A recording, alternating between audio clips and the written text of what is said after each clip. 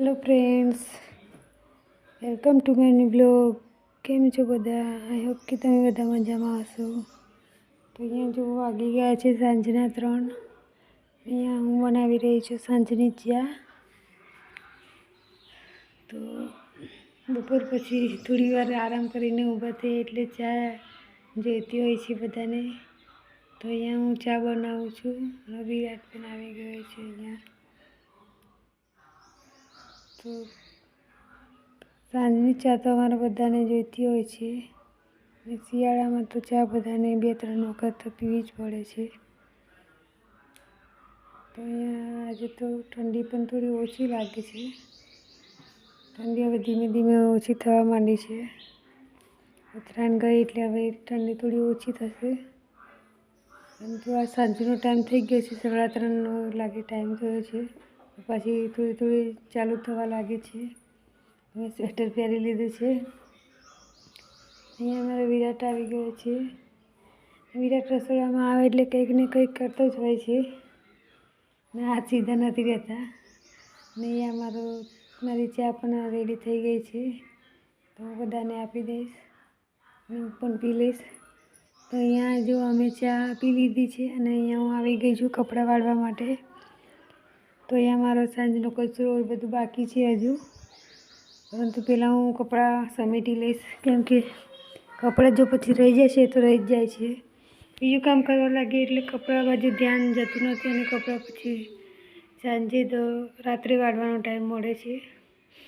એટલે પહેલાં હું કપડાં અહીંયા ફોલ્ડ કરી લઈશ, પછી હું બીજું કામ કરીશ. કેમ કે બપોરના વાસણ તો મેં ઘસી નાખ્યા છે. ચાના વાસણે કચરો છે, ભેંસનું થોડું ઘણું કામ છે, ભેંસ ધોવાની છે, એ બધું કામ મારું બાકી છે. પછી જમવાનું બનાવવાનું તો હું 6 વાગે ચાલુ કરીશ. 6 વાગ્યા પછી જ મારે જમવાનું બનાવવાનો રાગ આવે છે, કેમ કે એક્સ્ટ્રા કામ બીજું બધું ઘણું હોય છે. તો પહેલાં હું અહીંયા કપડાં મારા ફોલ્ડ કરી લઈશ. અહીંયા દ્રષ્ટિની એક્ઝામ ચાલી રહી છે. તો દ્રષ્ટિ વાંચવા માટે બેસી ગઈ છે અને અહીંયા જો આવી ગઈ છે ટેટી લઈને ખાવા માટે. તો મમ્મી કપડાં વારે છે તો ટેટી કાપી લઉં તો ખાઈ લે થોડી. પછી કેમ કે એને પણ ખાવાનો ટાઈમ નહીં મળે ને મને પણ નહીં મળે. તો હું સહેજ આવું બેઠા કંઈક કામ કરતી હોય એટલે મારી પાસે આવી જાય છે. કેમ કે પછી તો બીજું બધું કામ કરું એટલે એને મારી પાસે બેસવાનો બી ટાઈમ નથી મળતો. તો ટેટી લઈને આવી ગઈ છે અને અમે ટેટી એન્જોય કરીએ છીએ. તો સ્પેશિયલ આવી રીતે બેસીને તો ફ્રૂટ કે એવું કંઈ ખાવાનો ટાઈમ નથી હોતો, કેમ કે કામ જ એટલું હોય છે. છોકરાઓ પણ નાના છે એટલે કંઈક ને કંઈક કામ આવી જ જતું હોય છે. તો અહીંયા કપડાં વાળતા હું 1-2 જીરી ખાઈ લઈશ અને દ્રષ્ટિ સાથે વાત પણ કરી રહી છું કે કેવી એક્ઝામની તૈયારી ચાલે છે એવું બધું. તો અહીંયા દ્રષ્ટિ 9મા ધોરણમાં ભણે છે. તો અહીંયા અનુષ્કા પણ આટા મારી રહી છે. અનુષ્કા, કાવ્યા બધા અહીંયા બાજુમાં રમી રહ્યા છે. તો અનુષ્કા પણ આવી ગઈ છે અહીંયા ટેટી ખાવા માટે.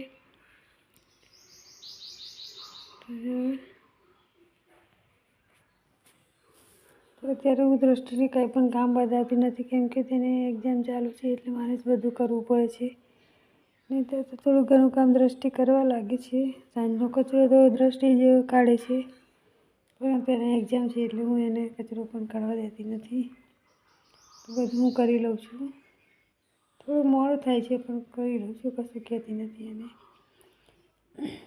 પરીક્ષા હોય બાળકોની એટલે એનું વાંચવાનું પ્રેશર હોય છે.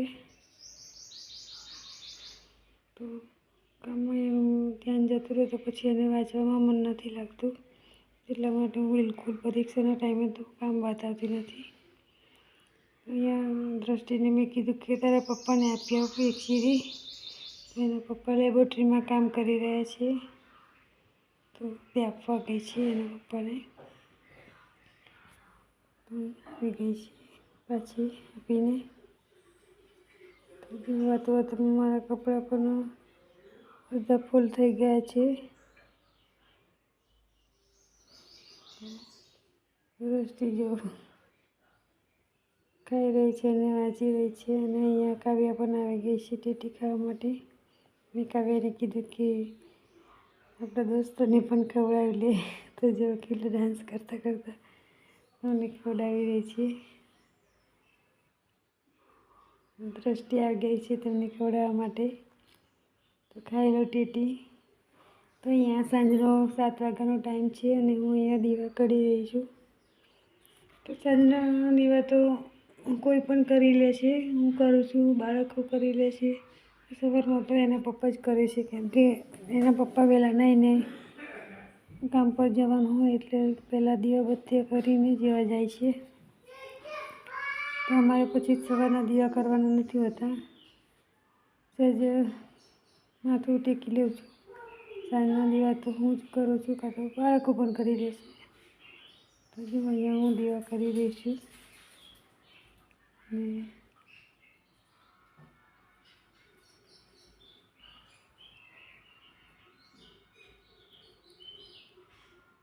હવે વિરાટ પણ આવી ગયો છે દીવા કરવા માટે. જો હાથમાં ફોન તો મૂકતો જ નથી.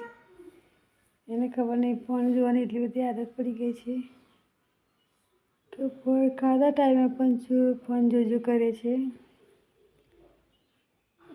વચમાં બિલકુલ ફોન અડતો નહોતો, એટલો સરસ ભૂલી ગયો હતો, પરંતુ આ પછી ટેવ લાગી ગઈ છે ફોન જોવાની.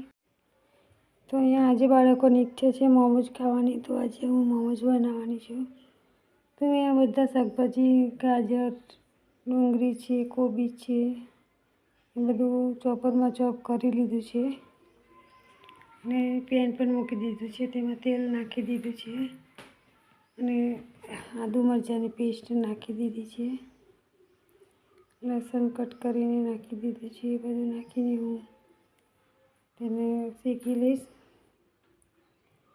મોમોઝમાં તો ખાસ કોઈ મસાલા એટલા બધા કરવાના હોતા નથી, કેમ કે આદુની જ સ્વાદ આવે છે એમાં. તો આદુ, મરચાં, લસણ, મરી પાવડર, મીઠું, બસ એટલું જ નાખવાનું હોય છે. તો એ અમારા સંતળાઈ ગયું છે લસણ મરચું. તો અહીંયા હું ડુંગળી નાખી રહી છું. તો ડુંગળી થોડી ગુલાબી થાય, ગુલાબી તો કરવાની નથી હોતી, થોડી અધકચરી શેકવા દેવાની હોય છે, થોડી ક્રન્ચી રાખવાની હોય છે. તો ડુંગળી મારી થોડી શેકાઈ જાય એટલે હું ગાજર અને કોબીજ નાખી દઈશ, તેને સાંતળી લઈશ.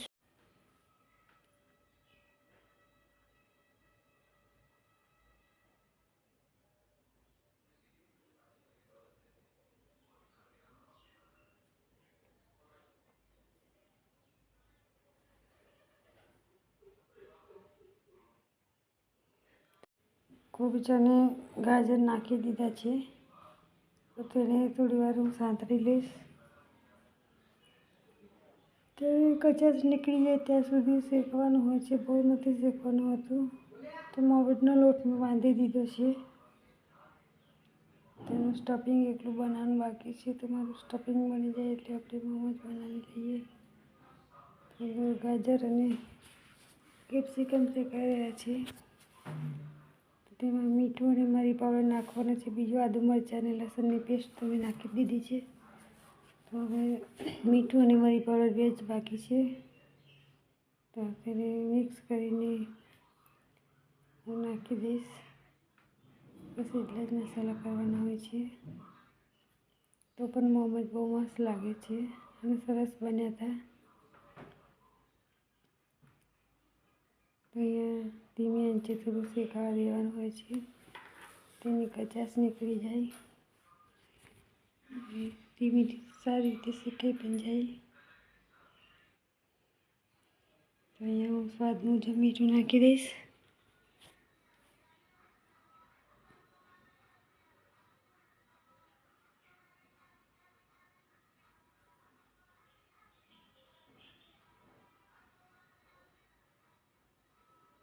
અને થોડો 1 ચમચી જેટલું મરી પાવડર નાખી દઈશ.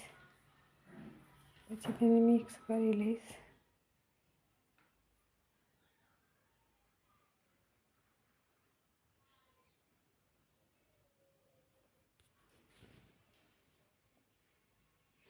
કાજાના લીધે થોડો લાલ કલર આવી જાય છે, એટલે હળદર પણ નાખવાની જરૂર નથી હોતી.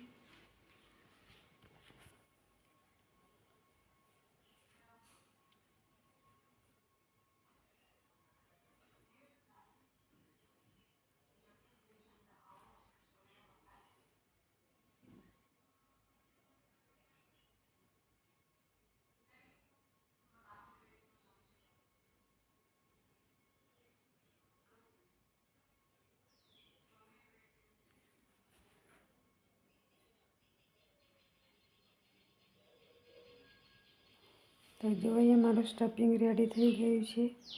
તો તેને હું એક થાળીમાં ઠંડુ કરી લઈશ, જેથી વહેલું ઠંડુ થઈ જાય. કેમ કે 8 વાગી ગયા છે, બાળકોને પણ ભૂખ લાગી છે. તો થાળીમાં કાઢી લઈશ તો વહેલું ઠંડુ થઈ જાય અને મોમોસમાં ભરવા માંડીશ. ફટાફટ મોમોસ બનાવી દઈશ. કેમ કે આવી કઈ વસ્તુ બનતી હોય એટલે બાળકોને જલ્દી ભૂખ લાગતી હોય છે. તો બાળકોને મોમોસ વધારે ભાવે છે. તો મારું સ્ટફિંગ રેડી થઈ ગયું છે. અહીંયા જો ઠંડુ થવા માટે મૂકી દીધું છે મેં. તો અહીંયા મેં મોમોસ પણ મસાલો ભરીને મૂકી દીધા છે અહીંયા. તો બધા મારા મોમોસ રેડી થઈ ગયા છે. તો જોઈ લો. ચાલો તમારે પણ ખાવા હોય તો હવે તું ઢાંકણ ઢાંકીને થોડી વાર 10 મિનિટ ચડવા દઈશ. તો જોઈ લો મારો મોમોસ કેટલા સરસ બન્યા છે. તો હા, તો મારો નાનકડો બ્લોગ તમને કેવો લાગ્યો? જો સારો લાગ્યો હોય તો કમેન્ટ કરીને જરૂર બતાવજો. તો મળીએ એક નવા વિડીયોમાં. ત્યાં સુધી આવજો.